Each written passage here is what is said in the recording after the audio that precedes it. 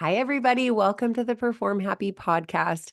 I'm so excited to have a guest today who is a member of 3 world championship teams, 1 Olympic team, and now gets to pick the Olympic team, which is so cool. She's also a mom of 2 gymnasts and an adult athlete. Chellsie Memmel, I'm so excited to have you here today. Well, thank you for having me. The last time I chatted with you, it was like during COVID. So lots has changed since then. And I Yeah. would say a lot has changed in gymnastics since then, even. But let's start more at the beginning. Would you tell us maybe some of your proudest moments from being an elite gymnast? Proudest moments. That's always tough. I mean, winning world championships in 2005, that had been a goal um for an entire year. That was one of the first times I actually set a goal to try to win a competition. Um, I usually didn't put too much stock in I'm going to win this or I'm going to do that. It was just more wanting to do my personal best at a competition because sometimes it's out of our hands. We can't control what anybody else does. We can't control what the judges do or anything. So it was just that was the first time I had really set out and had that pretty much on my vision board. Like that's what I wanted to do. So that was a very, very proud moment for me. And then also being a part of the 2003 World Championships team and winning a gold for the first time as a team for the United States, from not even being thought of and being named to that team Yeah. originally from championships to getting the call while I was at the Pan American Games to being alternate to getting thrown onto the team. That was a huge accomplishment, especially with watching everything of what our team and the injuries and our teammates had gone through. It was an emotional roller coaster, that competition, to say the least. Yeah, well, to not be selected, which was, I think, a surprise to not be selected for that world team. I don't Not know. really. I had a really bad championships. Okay. Oh, you were coming back from an injury. I was, yeah, Yeah. Okay. So it wasn't your very best. You didn't get it selected, and was. then there was like call you to come in and save the day, and you did. That's pretty Yes. cool. That was pretty crazy. And then one other really proud moment was just competing again in my 30s. And the biggest thing for me was doing that vault, competing a Yurchenko double full. Um, at championships, like on a podium in my 30s, um, is still a little bit surreal because vault was always my event that I struggled with the most. Honestly, mentally and physically, it was just harder for me to do, and it always was just a little bit tougher.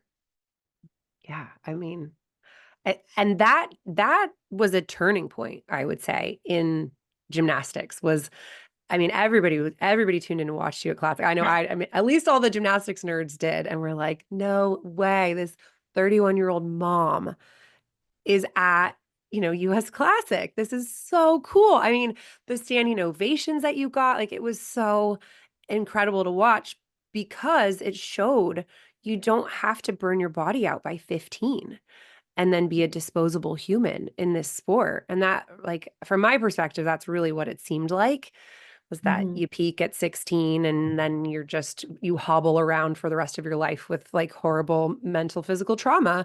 And like, thanks Right. for coming, but there you were. And now our Olympic team's average age was what, 22 this year? That was the highest we've had, which is amazing. That's amazing. And so, okay, what do you hope that people learn from that? I know what I hope, but what do you hope people take away? Well, I hope that they can see that there can be longevity in the sport if you go about doing it the right way, that you don't have to learn this double back by the time you're 10, or you don't have to be able to do this by the time you're 12 or 15, like that there isn't like a hard and fast rule of what you need to have by when.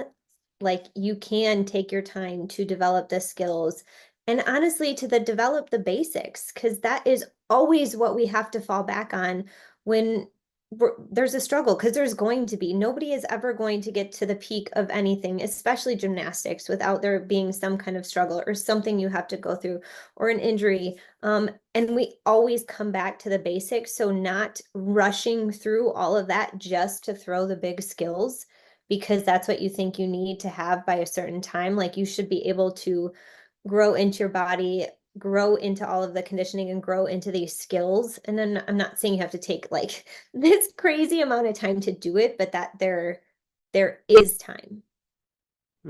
Yeah, I loved watching Emma Nedov, the Australian gymnast, make her first Olympic team at 28. I love that. Like Adam Rippon made his first figure skating Olympic team at age 28. It's like so cool to see those stories that, I hear 12-year-olds every day who are like, I'm over the hill. I'm running out of time. I'm like, oh my gosh, they've already chosen their college. They already feel like a failure because of this old school mentality of you have to peak early or else you're washed up. So I love those stories because it's real. You don't have to be, there's no like timeline there. I mean, realistically, like you showed that you can do it at 31. So it can be done. Okay, I have a question for you. So in 2008 Olympics, you did your bar routine on a broken ankle. And did you know it was broken when you did it? Okay. Yeah. And the USAG had been like, "Oh, there was a minor injury in training. She's fine. She's gonna go, do her bars."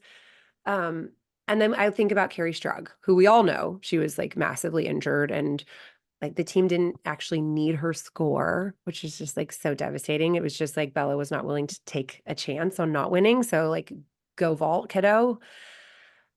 From your position now, looking at those situations, I don't know if you have an answer to this, but would you do anything differently knowing, you know, knowing what you Personally, know? no.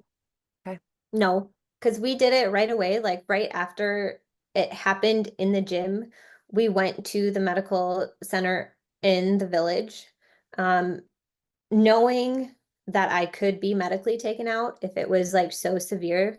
Um, but I had to know for me like what we were dealing with and what I could do. I mean, it wasn't like not like my entire there was a fracture. It was, but it wasn't so bad, I guess, that I didn't feel like I could do it. And I was at the Olympic Games and nobody was going to tell me that I couldn't compete unless it really, really like wasn't going to happen. Cause I had been in that position previously in 2006 where I really wasn't able to compete. And it was devastating, but I understood and I was okay with it because like I literally couldn't lift my arm above my head. But in that moment, like you couldn't, like they would have had to remove me from the team. And that's just my mentality. I'm not saying that everybody shares that, but that was where my head was at. And I knew, like I said, I knew going into the medical center if it was so severe and so bad that I needed to be medically taken off the team that they would have, but I had to know what we were dealing with. Um, I honestly, like for me though, I think 2006 finishing my world championships, I that I don't know how I did with my shoulder. But that was again, it was like pure will and adrenaline, and somebody would have had to like physically remove me from the arena um, because I was going to compete, at least finish that day. No, I had to pull out of the rest of the competition, but I was going to physically finish our team competition. Yeah. Yeah. And that's really great perspective because I think it's easy for me to be like, that's not right. You shouldn't be training injured. But the athlete, I'm sure Carrie was like, put me out, coach. Like, I'm doing this. I will do this. Like, I got this. So that's good for me to see because I'm always like, just stop abusing the children. But I guess it's also you are an autonomous human who can be like, Oh, I'm good. yeah. Let me go. No, that You know? was me. That was Yeah. me. Those were with my dad, and he would have taken me out, but those were both like 100% my decision and my choice. Yeah, as it should be. As it should be. Absolutely. Okay, now you're transitioning into this leadership role, which I think has given the community so much hope, to have someone who has been on all sides of like not being selected for a team, being on a team. Now here you are selecting teams. What have you found the most rewarding and what's the most challenging part of that shift for you? Well, I have selected a few teams. It goes between Alicia and I. So she was on the actual selection committee for the Olympic Games, but obviously we talked and stuff. But the most rewarding, I think one of the coolest parts for me is though to getting to know the athletes, but then watching them have success and achieving their dreams and their goals and things that they've set out for themselves to do together and as a team, um, and to do individually. Like to watch things like that, like I said, just come together like at the Olympic Games, at World Championships, to see that is huge. And I didn't know how I would feel sometimes in that moment, but like I've felt like equally like excited for them when they do something like that than I was like winning my own medals.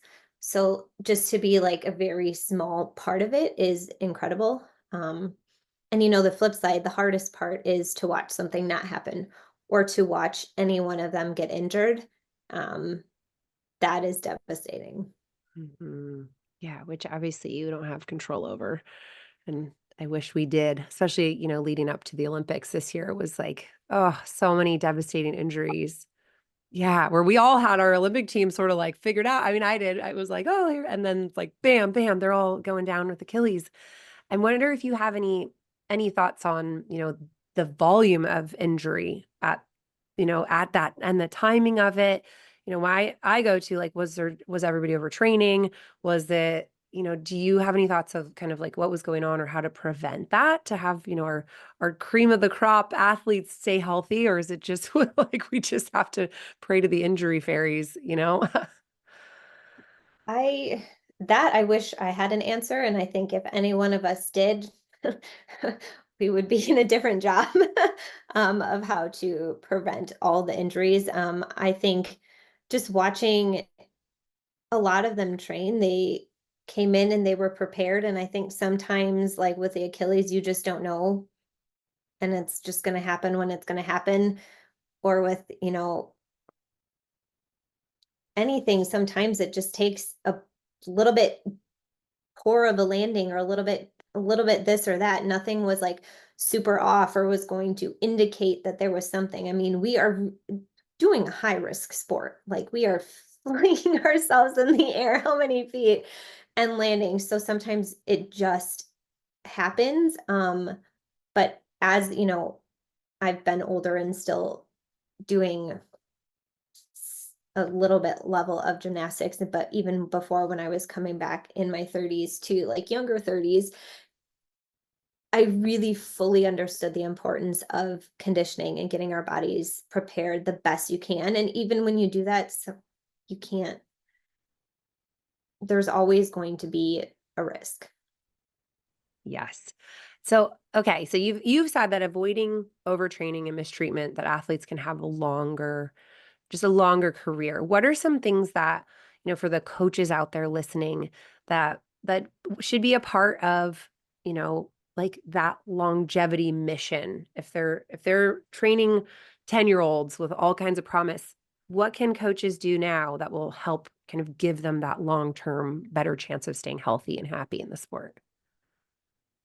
I think the hardest thing too, because I always put myself back of when I was like that age or when I was a teenager and conditioning wasn't my favorite, is trying to figure out how to make it fun and to make it show them how it directly correlates to what we're doing. And we're not just saying, do this to do it. There is a reason behind it. But then the coach does have to be educated to give them the actual reason behind how we're programming conditioning and why. Um, and it took me 30 years to realize that and to be able to push myself and to do it by myself, knowing full well that the only reason that I was able to do gymnastics like that was because how I was programming my conditioning and what I was doing in and outside of the gym that wasn't flipping. But I had to learn that I had to learn it for myself Yeah. or let it sink in, even though people had told me many times of why we were doing it. Um, But also too, if you have someone with promise, I'm not saying you can't teach them those skills. Maybe they can do this or do this your chinko double full when they're young or do this double back, but maybe they don't have to do it on the hard surface or don't have to compete it that very first year that they learn it. Just because you can do something doesn't mean you absolutely have to do it immediately. Do it when it is super safe, when there might be less of a chance of taking a short landing. Mhm. But on the other side too, like I've seen both extremes where we're pushing too fast, but then also we're not letting kids land on the hard surface until maybe the day before their meet. And I think that's also a detriment to what they're doing because then you are asking someone to do something for the first time at a competition on a hard surface. And I'm like, that's also not the right way to do something because then they're not prepared. Then you're going to be a little bit nervous. I know, again, speaking specifically to myself, vault scared me and you are going to ask me to do something, one, that I'm already scared of, two, to try something landing on the hard for the very first time, sometimes at a competition. I mean, I think that is also insane, Mhm. especially if you're asking that of a child. Yeah. Yep. So I think So it's finding that happy medium of knowing when it's right to put something out, but also preparing someone and their body and their mentality and their mental side of it to be ready to do it. yeah. Yeah. So I mean, patience is what it sounds like. It's that being patient with getting the conditioning in, being patient with working up to it, getting your numbers in, not overtraining the hard, but also giving the time. I mean, I think if there's anything that causes fear, it's rushing. I mean, that's the thing. That's what people do as season gets closer. I hear Mhm. all the fears start popping like whack-a-mole because people are like, "Well, I can't do the progressions. I don't have time. I just got to do the skill." I mean, what do you say to that?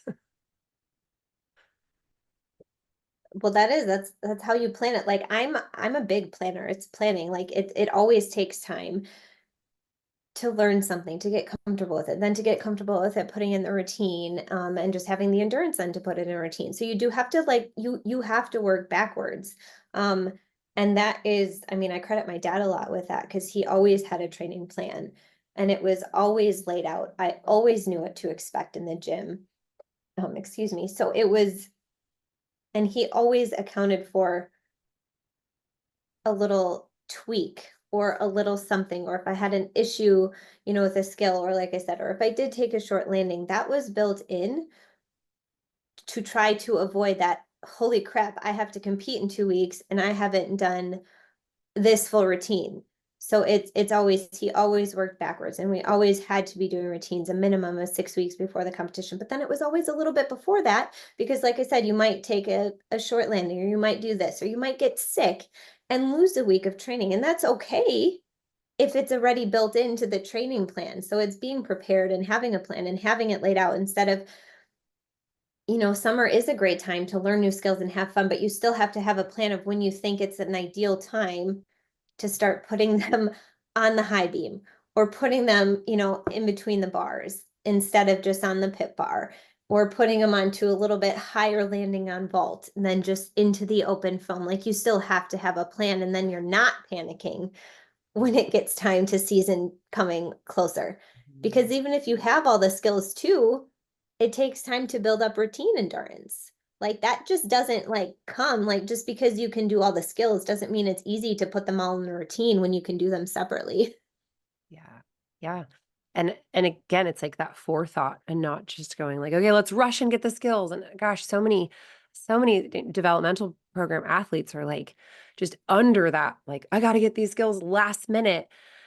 And Mhm. it's, oh gosh, it's so stressful. It's like it makes so much more sense Yeah. to have a bigger picture view on it where you're like you're not so focused on cramming for this one meet that you've got the whole thing thought through and you're improving throughout Mhm. the season. You're not always rushing to that next level before you're there. I'm curious what your thought is on how to pace the levels. Like as soon as you get the skills, you move up, or is it better to train up, compete down? What is your perspective on that? I think a lot of it can be individualized because some kids can be ready to compete after just learning the skills, and some might need that entire year to be working up, but doing things that they're very comfortable with. And I think it's a personality thing too. Like, who does better? Do you do better if you're being very successful and you're doing well in that level? Or do you do better if maybe you need to be pushed and you're kind of in the middle and you're not placing and that's pushing you to want to get better?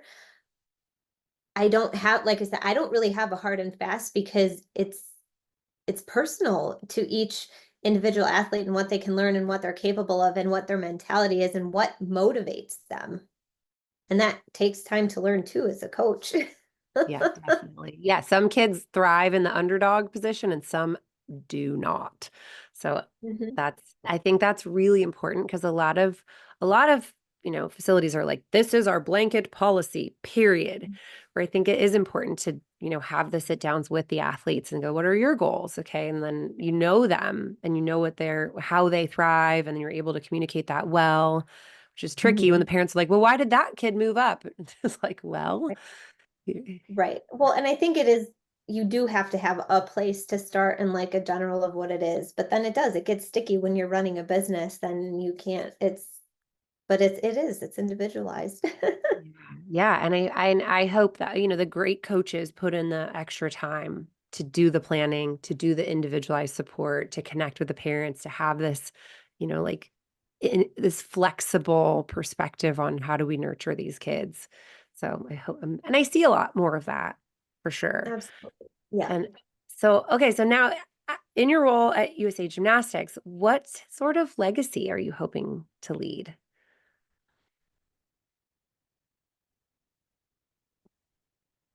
I don't know. I just want to help the program. I want to help the athletes. I want them to, feel like they do have a voice and they have a say in their kind of training. I mean, because I felt like I had that with my dad. Like we already talked about, like that was my decision of what, I was doing. And I always had somewhat of a say, in our training plans, or knowing that I could go in and say, well, that really isn't going to happen today, but maybe I can give you this instead. So having just like that, being able to do stuff like that, but also helping them, prepare them for the competitions and the different types of situations you're going to put in, because you don't always know what you're going to be walking into. And I can say I'm very proud with a lot of our athletes, because we have been already in those situations where we're walking into the training gym and it's like this isn't going to happen, or it's raining in the arena and we have an hour and a half rain delay, which none of us have ever dealt with before. But it's how you respond, as one of the people in charge. It's how their coaches respond. Like if we can get all of us, together and on the same page and just saying, this is what it is. This is going to be the plan for now. We're going to sit here, we're going to stretch. And it's just, it is. It's how you respond, and the energy and what you put out, they're going to feed off of. Mhm. Yep. And it's the perfect segue to talking about parenting gymnasts, because we set the context as coaches, as managers, as, business Mhm. owners, as parents. So you have two little gymnasts that you are raising. Yes. I'm curious, how you're going into that. Are you just doing like, I want to do what my dad did because it was perfect and he nailed it? Are you doing things differently? Like, what's your sort of philosophy around parenting your little gymnasts these days? Right now, I say I'm very laid back with what it is. I don't want to push them or feel like I'm forcing them to be in the gym. Thankfully, I haven't felt like that yet, and they haven't given me really like pushback on like I don't want to do this. Um, I want them to, fall in love with this if it is gymnastics or if it is another sport. I think that's great too. But I'm just trying to be supportive and kind of let them find their own way. It is a little bit tougher because sometimes I do help with my daughter's group. And that can really go either way depending on her mood. Like it can be great and she works super hard for me, or it's really not great. Yeah, um, but that's a tricky they, one. I'm yeah, like hearing Cassie Rice's voice in my head saying, "Don't coach your own daughter. Don't do it. Don't do it. No, it's hard, but like I feel like though with my dad, it was a little bit different because they were there when I was younger and then made the decision to move to another club. So, and when he started coaching me again, it was because I asked him, I asked like, will you try? Well, can we try this? And I had already been through a world championships and an Olympic cycle, and I knew the kind of training that was necessary, to get to that point. So I just think a lot of things just fell into the place in the timeline that they were supposed to, and it wasn't forced. Yeah. And it was coming from me. It wasn't him being like, I'm going to coach you. Because the first question they said was, where are we going to send you? So that's kind of why I think it worked so well. And then we did just set the ground rules, and we found a good balance of not talking about the gym when we were at home. But if we wanted to, we asked permission. And then if you said yes or no, we had to respect that. So finding that, but like with Dashiell and Audrey, they're still, I think, super young. But it is funny because Audrielle just turned 7, and that's when I switched gyms for the first time. But I'm just trying not to push. I want them to do it because they love it and that they want to do it. And if they start coming to me with these goals, then I will probably help start pushing them a little bit more. Yeah, but it's really great though that you have this foundation of consent where you like your dad asked you what you want to do and you got to choose and you were the one making those tough decisions. So I'm sure that will be the situation with them too, where like, do you want my help? Do you not want my help? Do you want my support? Do you want me to push? Do you want me like that? Just the fact that you have that dialogue built in is so Mhm. great because I think a lot of parents are like, okay, we're on a mission. We got to get this thing done. And it's like, well, hold on. What does the kid even want? You know, and that's, I mean, got to be pretty fun for them to be your kid and be gymnasts, you know? I hope so. I hope so. I have fun in the gym with them. It's fun when we get to play. It's more boring for me when they're in the gym and just they have their classes, but like when in the summer got to do so many stick contests with Dashiell, it was just so much fun because we were just both having a good time. Yeah, when I mean that's like the best way to bond with your kids is find what they love and do it with them. You're lucky you both have the same thing. Very lucky. Yes. Yeah. Yeah, awesome. Oh, I wanted to talk about fear. So you said that you were afraid of that vault. What were some strategies that you used that helped you to do the vault, even though you were afraid or to work through the fear? What was how did you work through that fear? I mean, getting the numbers and doing them high, with a softer landing to just know that I was able, to do that. And I wouldn't honestly say that it was always, and it was mainly just the Yurchenko double full. Like the other ones, if I did the full or if I did the full and a half, I was just fine. It was mainly the double, but I can't honestly say that I don't think that fear ever went away. I always think there was like that little bit, even when I competed at World Championships in 2005, and then, a little bit later, it was a vault for me too that I would rush a little bit, and start twisting too soon off the table. Um, and it was trying to work those drills to stop that from happening. Um, but then yeah, getting the numbers of landing higher but softer, to know that I could be safe to land on the hard surface. And just telling myself that I could do it. It was that that's what it was.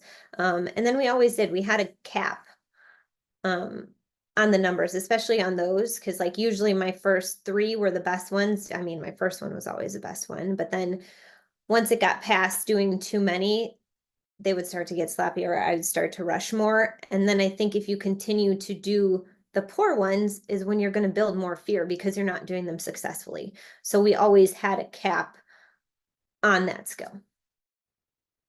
So for the athlete out there who's like doing their Yurchenko full and twisting early, like I've got a couple athletes who get really freaked out by the full because that their Yurchenko, like their pike is beautiful, their layout's beautiful, their half is great, and then they go to do the full and there's like super early twist. What's your best suggestion for that?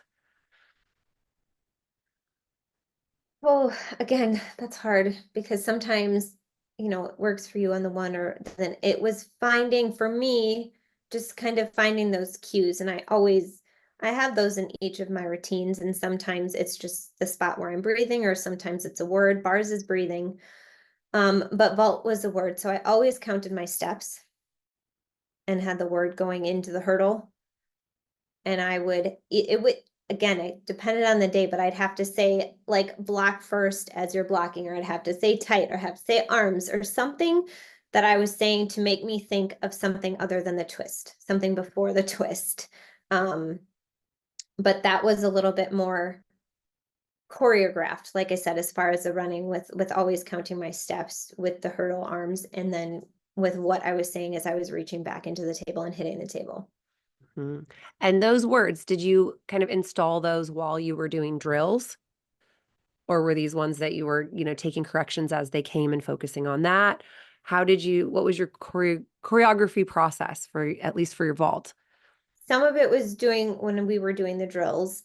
Um, and some of them were the drills like just on the trampoline waiting, doing the stomach drops, waiting for my feet to come up to do before doing the half twist, things like that. Um, and then I was listening, obviously listening and taking into the corrections, but I didn't always change the word immediately. You can't just be like, okay, this first one didn't work, let's try blah blah blah. Like it takes some time to figure out what is going to work for you. So I usually tried to like keep it pretty consistent, at least for a whole day of doing stuff. And then if it really wasn't working, then I'd be like, okay, this is not the word. Block is not the word, or this is not the word, or arms isn't the word. Just figuring out though what was going to be it Hmm. Yeah.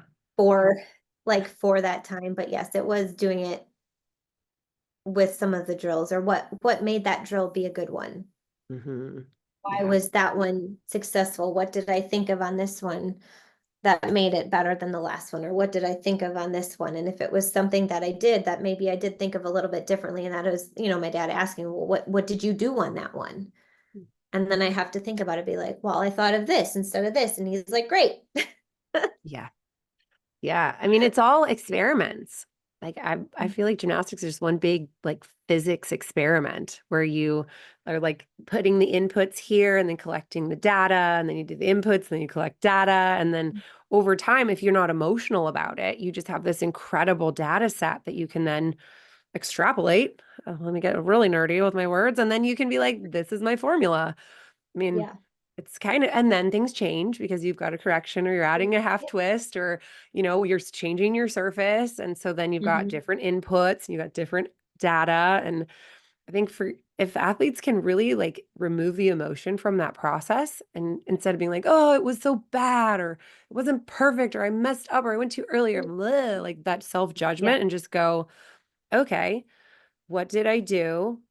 What was the outcome? What set me up for success? What Mhm. didn't? Re-perform experiment. Yeah, Like then you get, and it doesn't, and like things can change over time. But yeah, I think absolutely. when people start to be like, I'm scared, I got to change everything. It's like, well, no, not that. Just No. back it up to a place where your mind can settle a little bit, and then do an experiment and see Yeah. what works and what doesn't, and go back to your past experiences of success and find from that what works for you. Now, I'm curious if you had any kind of pre-performance routines or any other like preset things that you would do to prep yourself for competition. Yes. I was not was am very big into visualization. Um, so that was always something I do honest all the time, really, leading up to the competitions, but always the night before going to bed, I would start to finish go through and see how I wanted the competition to go. Um, and I know some people visualize a little bit differently. I'll just say mine is like myself doing the skills. Like I'm not watching myself do it. It is what I see and what I feel as I am actually doing the skill. Um, like I said, I'm not watching it as like I'm watching myself. I'm doing it, and what I see, what I feel, and the words, that I usually say for that one. So I start to finish, like if I knew we were starting on beam, say I'd start with beam and just go through and watch myself do the perfect beam routine and then go to floor. And then I would just always visualize that competition, the perfect routine that I wanted to compete the night before. And that was just a fallback for me. That's what worked. I was able to put the blinders on and not let those like negative thoughts and the negative routines, like I was able to shut that out and only visualize the good ones.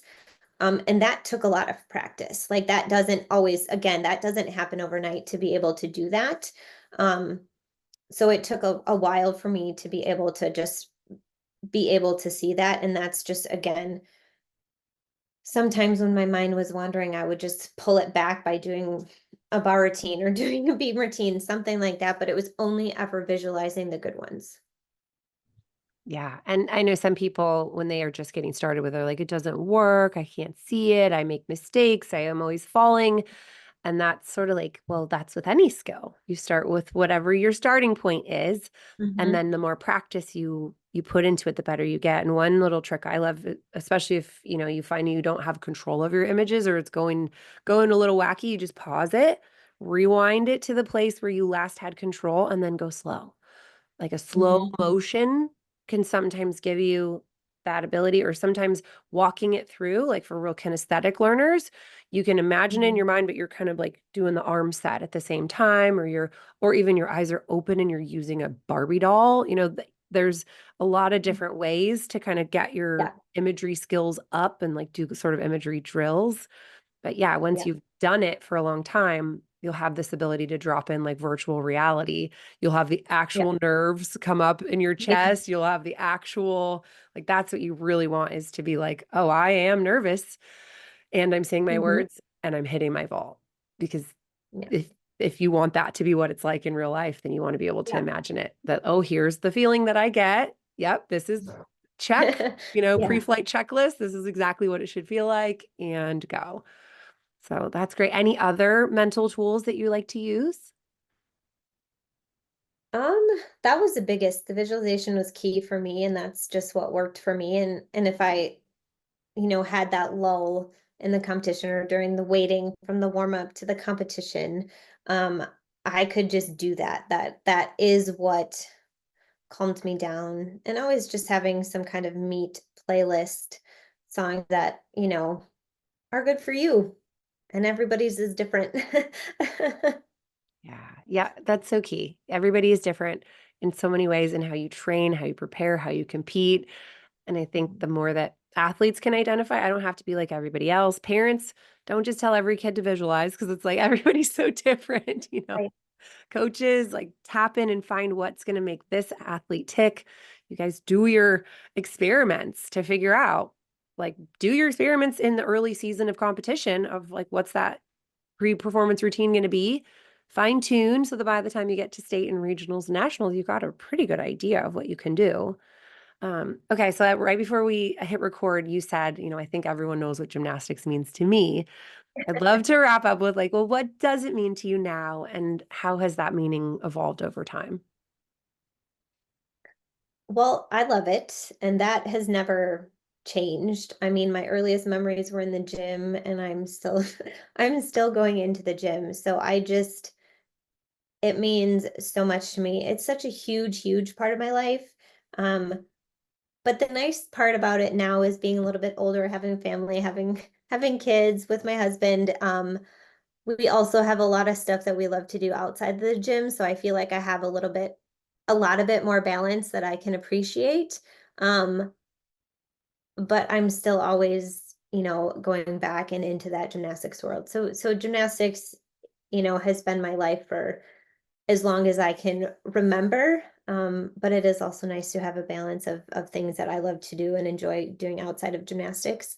Um, and I love being able to help adults get back into the gym or find their own journey in gymnastics and help heal because that's been a lot of them and a lot of what my feedback is from some of my camps. And being able to do the classes, like I didn't know there was that big of a community that was going to enjoy doing gymnastics as adults or enjoy working out like this as adults. And to be able to be a part of that, and to be a part that shows people that it's possible and that we can do this is pretty amazing. Yeah, I mean, just watching, even on Instagram, like your camps, and I'm like, it kind of makes me want to like stretch a little and get on a tumble track, you know? It's like, and and then you've got your Good. classes that are, you say anyone who's got zero experience up to like D1 former athletes come and play in the gym. Like what an amazing thing to offer us, old moms who are like, maybe I still got it, But it is so And most of you empowering. still do. Yeah. I mean, the muscle memory is there. Last time I tried tumbling, There. I was like, whoa, I know how to do this, but I'm going to be sore for like 7 days because my muscles Yes. haven't done this amount of weight on it, but that's okay. But what a cool thing to be able to go, wow, I like my body is still so amazing, even, even though I've birthed humans and like work a full-time job. Like, it's very cool. It Yeah. is. Well, Chelsea, thank you so much for the hope that you have inspired and so many people that USA Gymnastics is, going to be a safe and healthy place to send kids. Like it's safe for your kids to fall in love with gymnastics again. I really feel like you're a big part of that and inspiring kids to not be so freaked out at age 12 that you can still follow your dreams. Thank you. Thank you for your time today. It's been a pleasure. Thank you.